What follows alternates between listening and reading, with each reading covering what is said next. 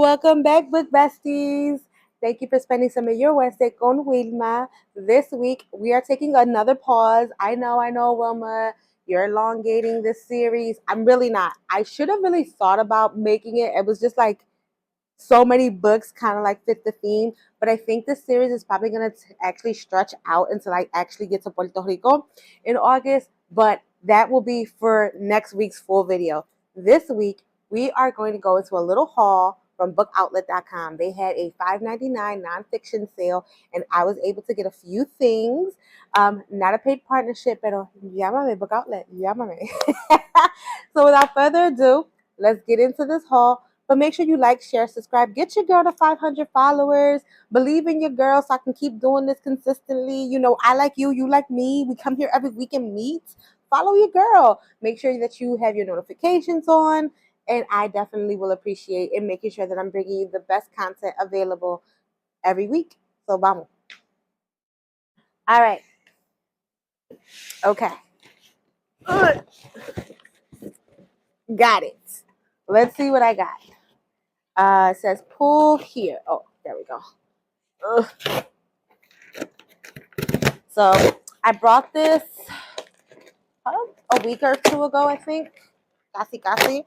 And was like, oh, maybe I'll come in time and I can, like, you know, do a video. Casi. Pero I don't know.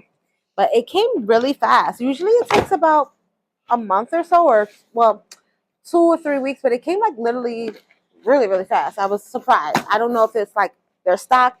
But bookoutlet.com, they kind of buy, like, dead stock from stores. So I've seen, like, books that I've brought from here that, like, have the Target stickers. I think that's, like, the only store visible that I saw that they have. But I know that they buy, like, dead stock and then they, you know, sell it for cheap. Okay, first things first. Not a book, but they also sell, like, they have, like, children's corner, and they have, like, some, like, games, and they also have, like, some, like, mindful things. So I got these meditation cards. I got a few of them because I know if I like them, a few of my friends would like them, so I got them as gifts as well. So I got a few of these. So it says discover your inner calm wherever you are. There's 55 cards, and it says transport yourself to relaxation through these 50 guided meditation practices, from Lourdes healing waters to the mystical Mount Shasta. Slow down and find the calm in the world's most restorative places. I know for me, oh, it says includes access to 50 audio meditations. Right. So I know for me, I normally don't really like guided meditations. Like when I try to quiet my brain out, I can't have other things in my ear. I just need to just like calm myself down in that way. So I wanted to do better with that. So I got these, and then I got a few. I think I got like 4 of these altogether. Because like I said, there's a few folks that I want to gift this to that I think they would like them. So I got 4 of these. So that's starting off the haul. There is no rhyme or reason to this haul. There was just books that I was interested in and wanted to get them. So one that I've been wanting to get for a while is the Undocumented Americans. Like I said, dead stock from Target, has the little Target thing. It's been on my to be read list for quite some time, and it's by Karla Cornejo Villavicencio. I hope I'm saying that correctly. But it is definitely something that I've been wanting to get into. It goes, she was on DACA when she decided to write about being undocumented for the first time using her own name. It was right after the election of 2016, the day she realized the story she tried to steer clear of was the only one she wanted to tell.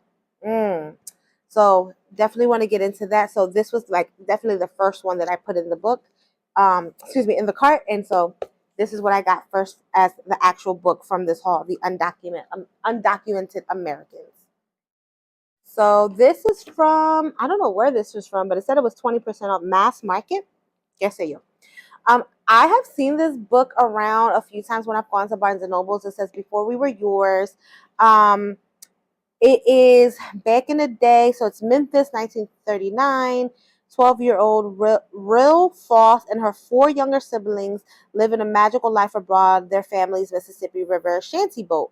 But when their father must rush their mother to the hospital one stormy night, Rill is left in charge until strangers arrive in force.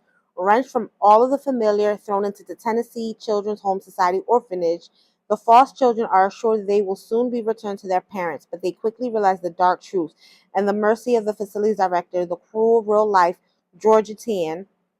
Real fights to keep her sisters and brothers together. Okay, so it's looking like some historical fiction, which, oh no, it's a novel. Okay, all right. Okay. So it's pretty thick, your girl's pretty thick.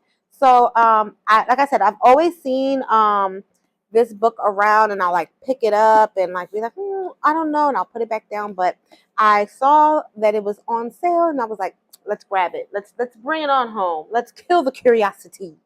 Now I told you there's gonna be a hodgepodge of stuff, right? So I am in admin at work and I'm around leadership and like I have different examples of leadership and like what I think ethics and integrity should look like, or if I had really good examples, or if I've had really good examples. So when I saw this book, Ethics 101, From Altruism and Utilitarianism to Bioethics and Political Ethics, and also just kind of like, yes, this isn't more in the political realm, but like what things can we grab from these aspects and also assign them into our everyday work. Like I like to believe I have integrity and I have ethics and morals, but what blind spots may I have? So I saw this and I was like, that called to me, and I was like, I'm picking it up. So it says a crash course in ethics. Our personal code of ethics rewind. Our personal code of ethics dictates every choice we make, and the study of right versus wrong makes for a fascinating debate. Yet, all too often, books about the study of ethics are so boring, and the moral dilemma becomes whether to use them as doorsteps or paperweights. Ethics 101 cuts out all of the tedious details and overwhelming ethical concepts, and instead looks into the history of moral principles that dictate human behavior through fun, straightforward lessons and exercises. Okay, okay. So right up my alley. Next is another one that they brought from Target. It's Our Missing Hearts by Celeste. Um, so I was introduced to her through Little Fires Everywhere, but not her book, through the miniseries from Hulu. And then I was like, well, I don't want to go back and read.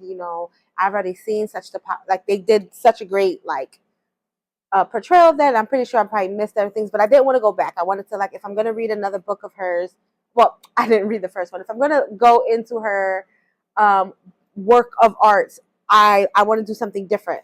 So Our Missing Hearts um, it just spoke to me, and I was like, let's go. So 12-year-old Bird Gardner lives in a quiet existence with his loving father, a former linguist who now shelves books in a university library. His mother, Margaret, a Chinese American poet, left without a trace when he was 9 years old. He doesn't know what happened to her, only that her books have been banned, and he resents that she cared more about her work than about him. Then one day, Bird receives a mysterious letter containing only a cryptic drawing, and soon he is pulled into a quest to find her. His journey will take him back to the many folk tales she poured into his head as a child, through the ranks of an underground network of heroic librarians, and finally to New York City, where he will learn the truth about what happened to his mother and what future holds for them. Ooh. So definitely want to get into it. It came a little beat up too. So sometimes your books will come a little tattered. So if you're a stickler for like perfection, maybe Book Outlet might not be your thing, but also price point, right? Like if you're kind of getting that little marked value, you want to do it no te importa, then put it in the cart. But if you want pristineness, then go somewhere where they're selling the book for pristineness. All right, y'all. If y'all know me in real life, y'all know I love me a good thriller. Y'all know I do. I will watch crime documentaries. And so when Mindhunter came to Netflix, I I was in go. I'm still mad we ain't never get a third season or more, because I just felt like the series was just building and budding, and I just was so connected with the characters and wanted to know more. So it is about the health behavioral mental health department in FBI, and like kind of like the beginnings, like the inception of all of that. Like it didn't really exist and how it came to be back then. Crime was looked at as like either you were inherently evil or like of circumstance, and really there wasn't a lot of language for like serial killers, or they call them sequence killers, and they started to profile these things. And like the fact that we have a lot of these basic information is because of all of the work that this department did. So want to definitely go into that. And again, been wanting to read this for a long time. Kind of upset that Netflix canceled on our guys and didn't give them, you know, the just due of additional series. Pero wanted to get the book. And also another thing, when you buy from book outlets, sometimes they'll have like a black mark or some sort. I don't know what that's about. I don't know if they do it, or like the books that they buy them from do it because they know they're going to be dead stock. Que sé yo, pero a lot of my books that I've gotten from them have like a little black mark, or they'll come with the sticker from the original like store that they were being purchased from. Okay, so y'all know I love me a good crime drama when I'm over here eating my snacks and under my blanket. So the psychopath inside, the reason why I love crime dramas is not for the gory stuff, but I am so fascinated by the human mind. Like, what would trigger someone to do these things? Like, is it their environment? Were they inherently born with this defect, right? Or is it a culmination of these things? So a neuroscientist's personal journey into the dark side of the brain. This is by James Fallon. And I haven't been reading who most of the people are from, so I'll have the description of all the books in the description box below. And then I'll also put how much I paid for everything. But it says, for the first 58 years of life, James Fallon was, by all appearances, a normal guy, a successful neuroscientist, a medical school professor.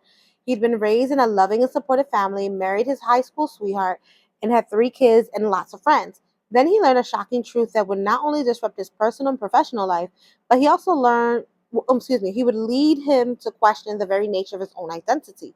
The Psychopath Inside tells a fascinating story of Fallon's reaction to the discovery that he has the brain of a psychopath. Ah, that's so interesting. While researching serial murders, he uncovered a distinct neurological pattern in their brain scans that helped explain their cold and violent behavior. A few months later, he learned that he was a descendant from a family with a long line of murders, which hinted that Fallon's own brain pattern wasn't a fluke. This is Fallon's account of coming to grips with the discovery and its implications, especially the fact that humans are even more complex than we imagine. That's exciting as well, not exciting, but like interesting as hell. Like I don't know what I would do if I found that I had a psychopath screen. Sweet baby Jesus. But either way, and it has like pictures of the brain of his what's that? Is it that's not an MRI, is it? When they take the picture of the brain? I don't know. I'm not a scientist. But for those who know, a PET scan. There you go. Read. Wilma, read. It says it right here. PET scan. It says here PET scans of normal brains and that of a psychopathic person. Mira, you see all these like gaps? Wow, that's interesting. Okay, can't wait to get into that. Y'all let me know if y'all want me to review that in the comments. Déjame saber. So one of my favorite like YouTubers who does this as well, book reviews and things of that nature, Karla, she speaks about this book, spoke about this book and how like, she really, really liked it. And I've seen it around too. So it's everything I know about parties, dates, friends, jobs, life, love. But parties, dates, friends, jobs, life is scratched out and then reads Everything I Know About Love by Dolly Alderton. Again, if you want pristine books, you're probably not going to get it from bookoutlet.com. There's already a crease there. There's the marking there, but it comes highly recommended. She spoke really, really well about it. It says, when it comes to trials and triumphs of becoming an adult, Dolly Alderton has seen and experienced it all. Everything I Know About Love is about bad dates, good friends, and above all else, realizing that you are enough. Wildly funny, occasionally heartbreaking, it's about growing up, growing older, and learning to navigate friendships, jobs, loss, romance, all along the way. So she did say that it was really funny. So I am very much up to reading it and seeing what it's about, and getting into like her perspectives about things, seeing if I can take out any gems from it. So again, came highly recommended from Karla. Hopefully that's really, really, it's worth it. I got 2 more left, guys. Y'all know I love me some good history, and like some real history, not no whitewash shit, like legit how it happened, because I want to be well informed and I want to be respectful when I'm in areas with different folks. So I saw this particular book and I was just like, okay, I wanna dig a little deeper. Murder at the Mission: A Frontier Killing, Its Legacy of Lies and the Taking of the American West by Blaine Harden. I know you're like mucha muerte. I'm sorry. I'm just like I'm a criminal justice major at heart, law and justice major at heart. These things, me gustan. I genuinely have a fascination towards them. Is why I studied in school. Well, I thought it was gonna be somebody's lawyer, pero law school said too much money. Law school said too much money, and so I said, social services. How you doing, girl? Hey, nonprofit. Come hire me, and I've been there ever since. Anyway, back to the book. In this fascinating narrative, New York Times bestselling author Blaine Harden delves into one of the most persistent alternative facts in American history: the story of the Whitman Massacre, a myth that forever altered the Western United States. In 1836, the Christian missionaries Dr. Marcus Whitman and Reverend Henry Spalding traveled to the west of present-day Washington State in Idaho, where they aimed to convert members of the uh, I'm gonna spell it out because I know I'm not gonna say it right. The Cayuse is the Cayuse and the Nez Perce tribes. Both would fail spectacularly, but Spalding would succeed as a propagandist, inventing a story that recast Whitman as a hero and helped fuel the massive westward migration to what led to the devastation of those they had purportedly set out to save. Very interesting. One very, very interesting. So now let's get to the last one. Okay, so they do buy Barnes and Noble's dead stock. You see the 20%. This was a last ad when I was finishing up my cart. Small Miracles by Dennis Lehane, a novel. It says this was a Barnes and Noble's exclusive edition once upon a time. What made me want to read this book? Hold on one second. Oh, yeah, that's right. That's right. So it says, in the summer of 1974, a heat wave blankets Boston, and Mary Pat Vanessa is trying to stay one step ahead of the bill collectors. Mary Pat has lived her entire life in the housing projects of Southie, the Irish-American enclave, and stubbornly adheres to old tradition and stands proudly apart. One night, Mary Pat's teenager daughter, Jewel, stays out late and doesn't come home. The same evening, a young black man is found dead under mysterious circumstances struck by a subway train. The two events seem unconnected, but Mary Pat, propelled by a desperate search for her missing daughter, begins turning over stones best left untouched, asking questions about that bother Marty Butler, the chieftain of the Irish mob, and the men who work for him, men who don't take kindly to any threat to their business. Set against the hot, tumultuous months when the city's desegregation of its public schools exploded in violence, Small Mercies is a superb thriller, a brutal depiction of criminality and power, and an unflinching portrait of the dark heart of American racism. It is mesmerizing and wrenching work that only Dennis Lehane could write. And if you know me, that's exactly why I added it to cart. I said, okay, this gonna be the last one, because if not, I would have just kept going. Ego. And as you can see, where we gonna put them? Where we gonna put them? No say, but I'm gonna find a way. So in total, this book haul actually cost me about $97. And it was, I also had like a $5 reward or something like that. So it was originally like 100 and something bucks. I think it was like 102, and then it got down to 97. But that was my order. I think it's like one of the most expensive ones that I've gotten so far. But can't wait to read them, get into them. My other books is like, bitch, is you serious? You know how other books you got? But we gonna sort that all out. Any hoosers, let me know if you've read any of these books. Let me know which ones are you excited for me to read and review.